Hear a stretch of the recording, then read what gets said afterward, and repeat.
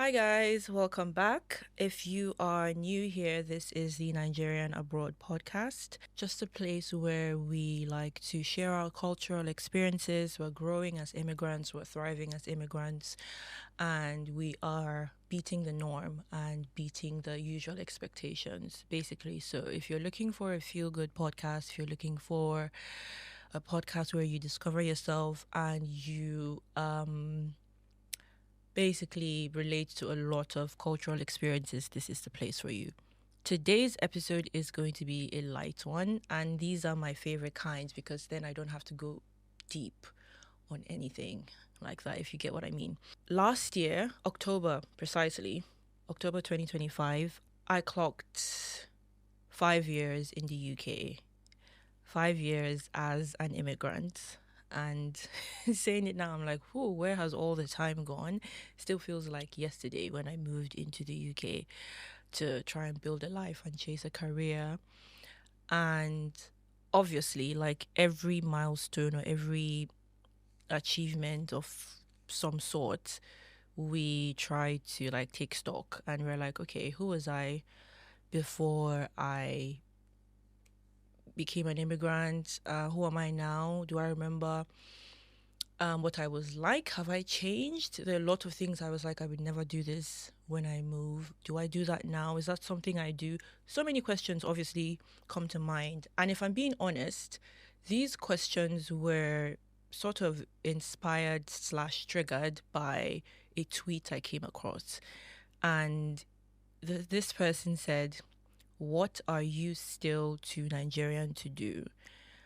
And at the time, I didn't really think anything of it. I was just like, okay. I was thinking quite broad. But then when I looked into the comment section, I was like, "Oh, okay, I see what you're going for. I see what you mean by what are you still too Nigerian to do. And I'm not just going to leave it as still too Nigerian to do.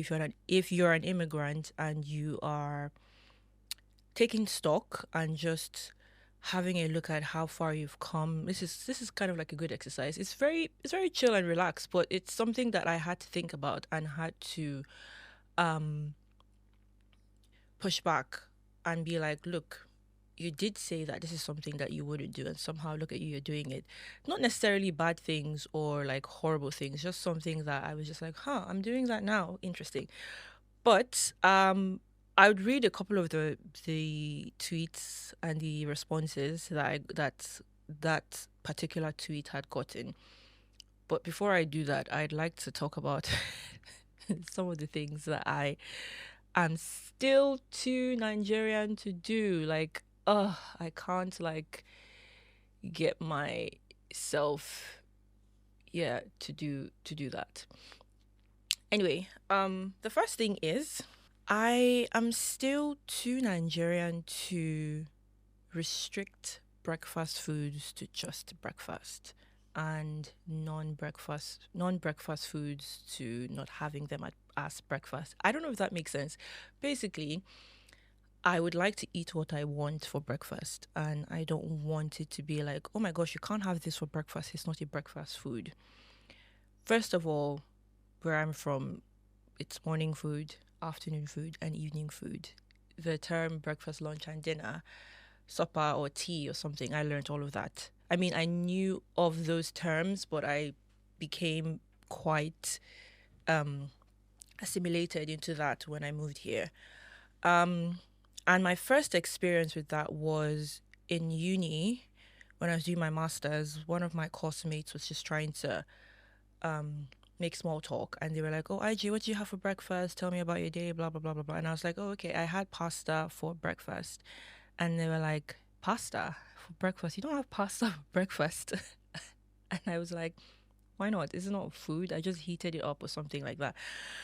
And they were like, yeah, well, but it's pasta, like they're breakfast foods.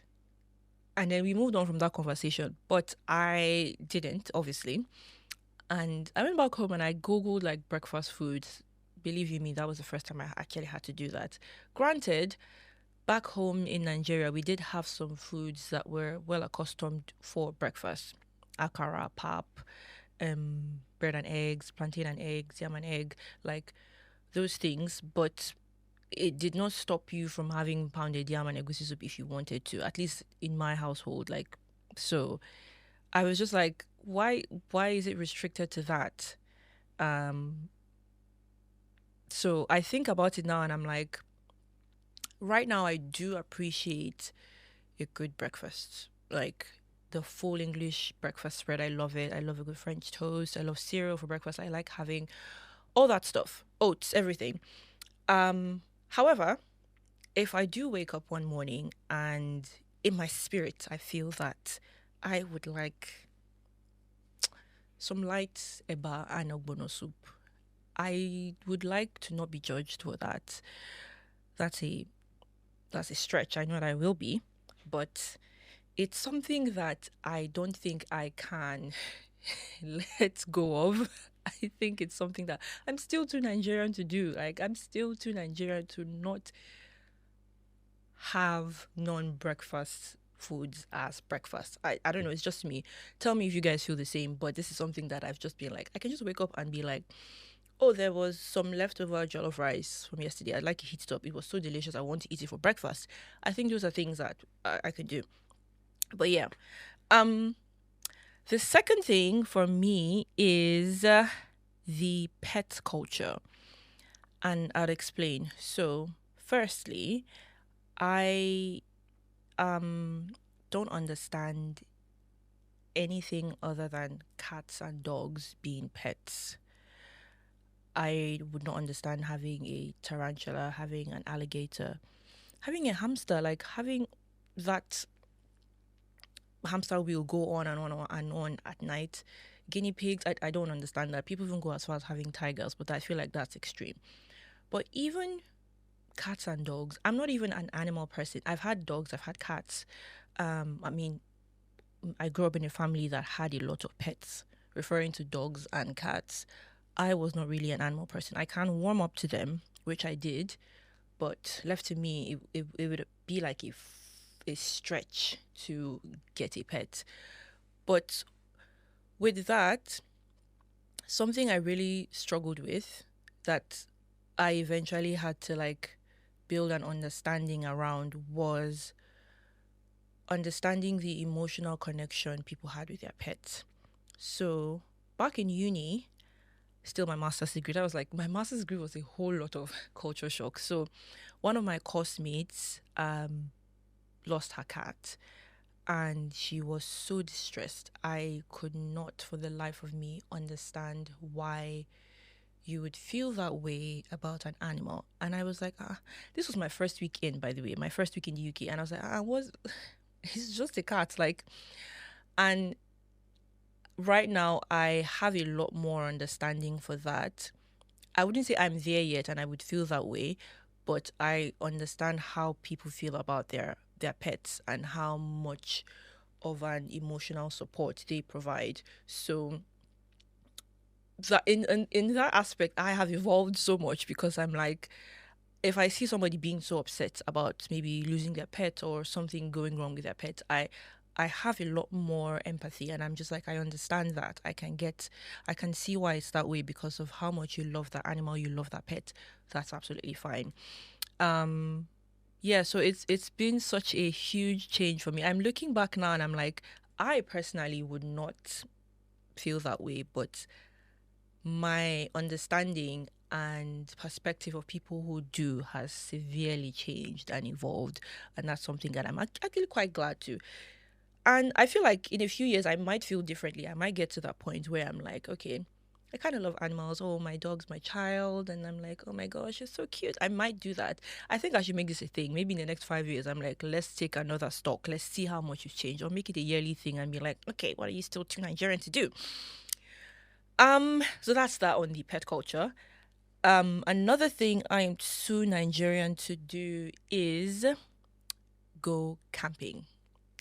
This one certain I am certain that it is not going to change because first of all, why am I choosing willingly to be without electricity, be without running water, be without the internet, because I would like to connect with nature. Um, I'm going to be very, very, very, very limited with what I say because I feel like I might say some things that might get me in trouble. But um, I've already lived that life. I've lived in Nigeria for the most part of my life, and I kind of already experienced that. So I would not willingly choose that anymore. Not to say that I judge anybody. Actually, I kind of do, but not. Let me not listen, but I kind of do if you really want, especially if you are Nigerian. Maybe if you have if you grew up with running water, electricity, and all of that, and you choose to want to be away from that, I get that whole vibe, and I get that okay, sometimes you need a break and all. But I spent 20 years of my life, 20 plus years of my life in Nigeria, and I already experienced that. So I think I'm fine. I'm good on that front. I'm good. I will not object to glamping. Um, Glamping seems fun because then it's a whole. I don't know what glamping means. Is it glamorous camping? As long as I have water and electricity and the internet, I think I'm fine. Um, so for me, camping is a no. I will not camp. I will not go camping. There was a time that hiking was on that list, but I have to say that I feel completely different. And this was like in the span of a few months actually, because of how much benefits walking and being out in nature for a short time provides. So camping is a no for me. I don't think that's going to change. But then I don't want to say it might change because I really don't want it to change, but it's fine. And then finally, before I read the tweets, actually, finally, something I'm still too Nigerian to do is being okay with calling people in higher authorities or people in high positions by their first name. I am Nigerian to the core. Like, respect is tattooed into my bloodstreams. And one of the ways you show that respect is by referring to people older than you or people in higher positions than you as sir or ma or ma'am or madam or something, or auntie or uncle. So let's say someone's name is James and then they're like older than you, say Uncle James, yes sir, or something like that. So again, from my master's degree, I faced that. So one of my professors, she's a doctor, and she was like, "Call me." Da, da, da, da. She gave the name, and it wasn't just a name; it was her nickname.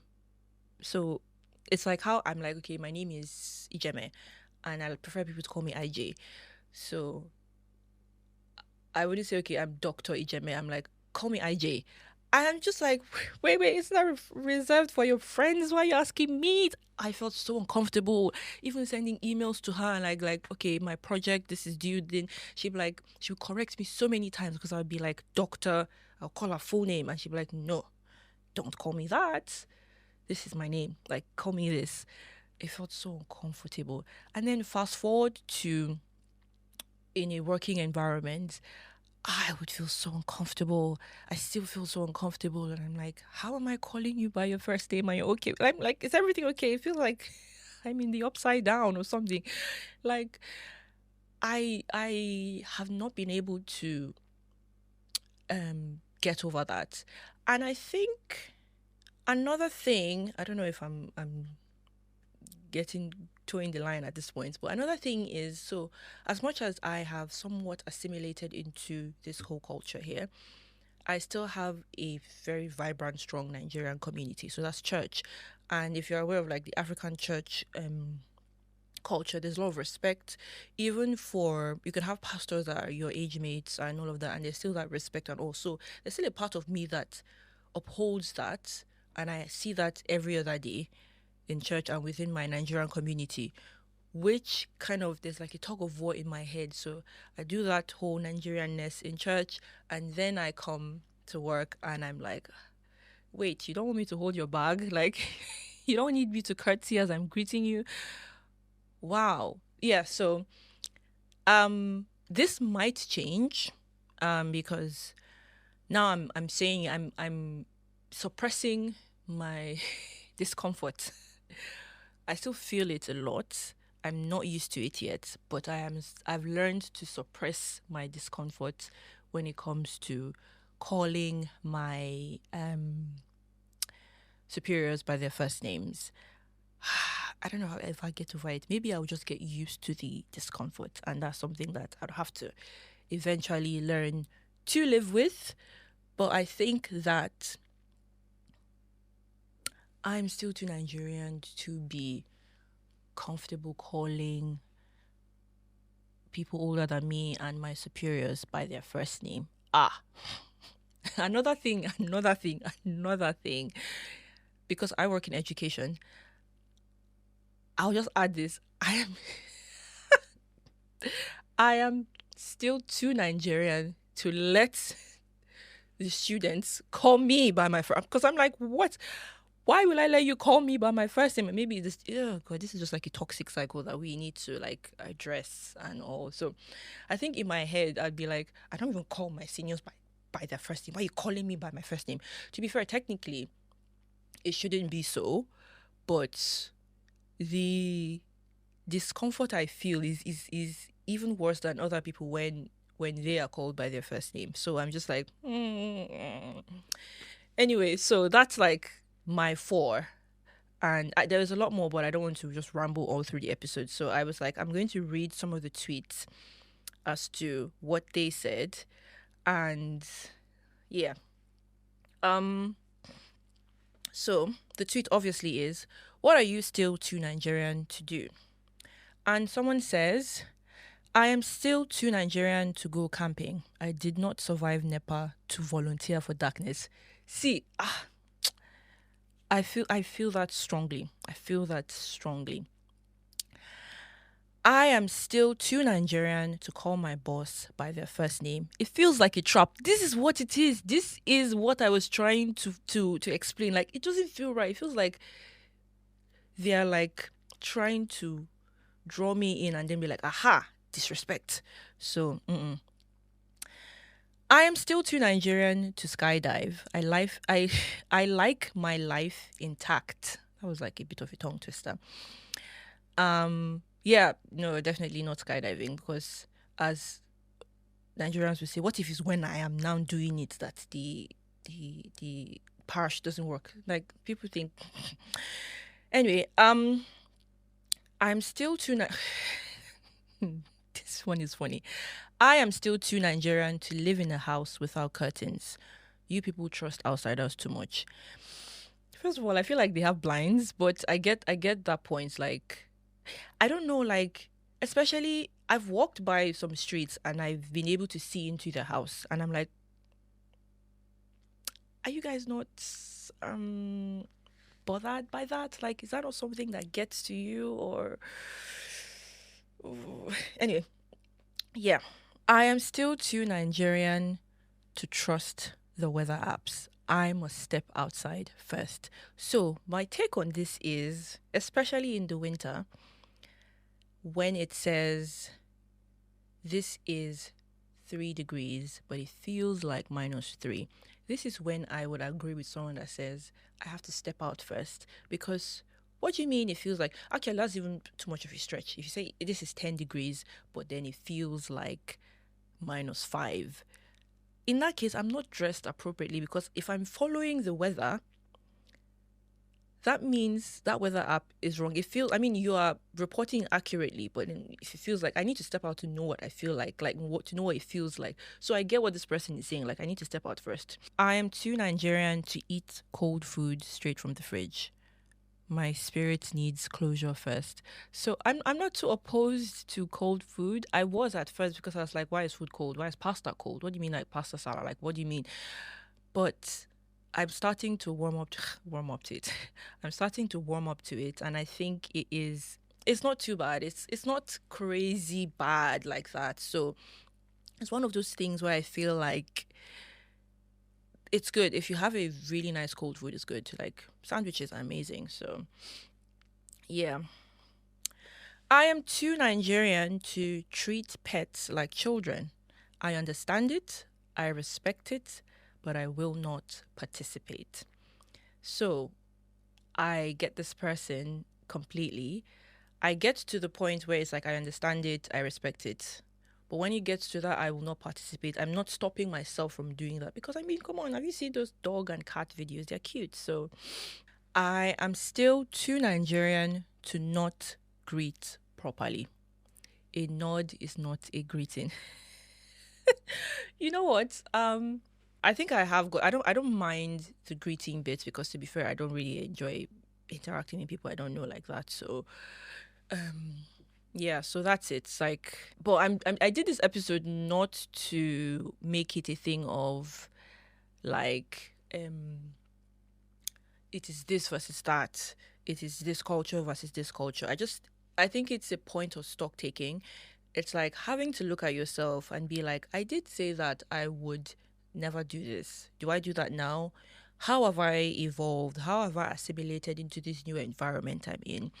I think as immigrants, we're always so worried about losing ourselves and losing our culture and losing who we are because we have, let's say, participated so much in a certain culture, in a certain environment that it feels like we're not ourselves anymore. But that may not necessarily be a bad thing. You're becoming more of yourself and you're becoming you. Like, there's nothing wrong in evolving, there's nothing wrong in changing. And by changing, I mean growing, learning, unlearning what you used to know, relearning, learning more. So it's something that we need to think about. Like, just have a think about it and be like, what am I like? What is something that I said I would never do that I do now? But then, what is something that I said I would never do and I'm still too Nigerian or still too whatever country I'm from to do, even though I'm here and this is something that is done. So the point of it is just to take stock, like have a look at where you're at in your life and see it. For me, it's 5 years in the UK, five years in the UK, and as much as I was trying to be like, oh my god, what have I achieved? What have I done? It was more of an amusing thing because I was like, okay, I did do this. But one of the things this one didn't even take me 5 years to switch up on myself. It was the accent, and it was just for me personally, it was just easier for me to just, I would say, switch it up because certain jobs that I would take and all of that, I'd work with older residents and it'd be harder for them to understand me. And I was like, ain't nobody got time for this. I'm not about to be like a whole activist, like you must understand me. I just want to get paid. So I do the job, I get the accent, however they would understand me, do it and get it done. And in that instance, it was something that I was just like, oh my God, IJ, but you said that you would not change your accent. And it did get to me for a while. But then I was like, wait, so?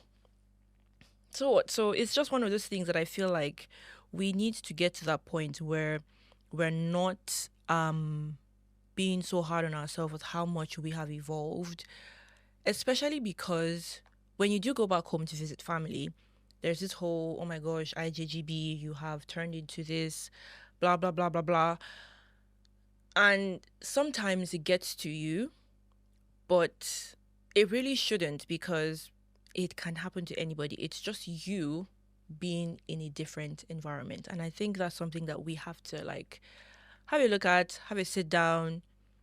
That is it for it. Thank you guys for watching. I hope this was a fun, light episode that you guys enjoyed. Um, I enjoyed recording it. I enjoyed talking about it. Fun fact, this is my second attempt at recording this episode. The first time I didn't really enjoy. I don't think I carried the episode quite well. So as a podcaster, that's a learning curve for me. And if I watch this back and I don't like it, I'm going to have to redo this episode again. Or might actually just put it out there and learn from the mistake. But I'm not saying there's going to be a mistake, but I'm happy. I feel happy. I feel very comfortable. I feel very good about it. And I hope you had fun watching or listening to this episode. But let me know in the comment section what you are still too Nigerian to do or what you are still to whatever country you're from to do. what you're still too Ghanaian to do, what you're still too Indian to do, what you're still too African to do, what you're still too South American to, anything, whatever. If you are an immigrant, you qualify for this question. So have at it. Go into the comment section. But don't forget to like and share. I know you watch this video, so just like and share, okay? Like, it's just do that for me, okay? And yeah, I'll see you in the next episode. Bye.